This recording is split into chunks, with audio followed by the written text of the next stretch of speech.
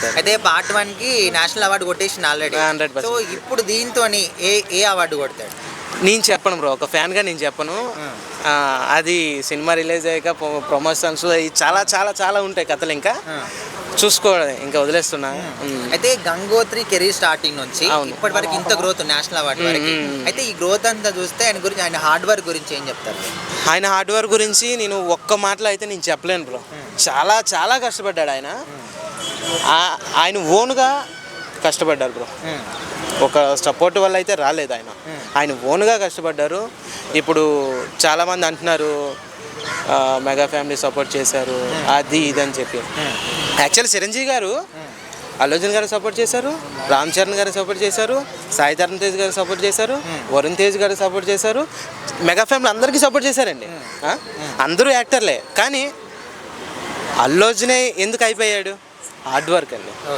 Support ఉంటే ఇప్పుడు present నేను ఒక ఏదైనా ఆడిషన్స్కి వెళ్ళాను బ్రో. నేను ఒక యాక్టర్ని, ఆడిషన్స్కి వెళ్ళాను బ్రో. మీరు నన్ను రిఫర్ చేసి పంపించారు, అక్కడ ఆడిషన్ ఇమ్మంటారు. నేను ఆడిషన్ ఇవ్వకపోతే ఎవరు తప్పు? మంది తప్పు. నాదే తప్పు 100%. మీరు చేయాల్సినంత వరకు చేశారు, నేను ఆడిషన్ ఇవ్వలేదు, నాదే తప్పు. కానీ ఒకటి, అల్లు అర్జున్ గారికి చిరంజీవి గారు సపోర్ట్ చేశారు, కానీ ఆయన కష్టంతో, ఆయన హార్డ్ వర్క్తో ఈ స్టేజ్కి వచ్చారండి.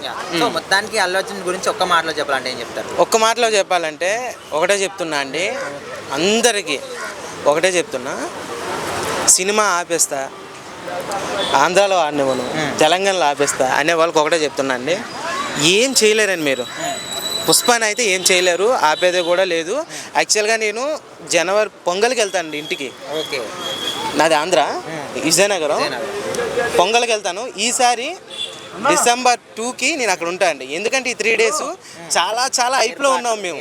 చాలా చేసుకోవాలండి, కటౌట్లు కట్టాలి, వేరే లెవెల్. ఆయన మా దేవుడు.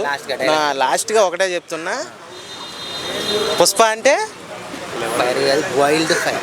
పుష్ప అంటే ఫ్లైర్ కాదు, వైల్డ్ ఫైర్. అబ్బా తగ్గేదేలే.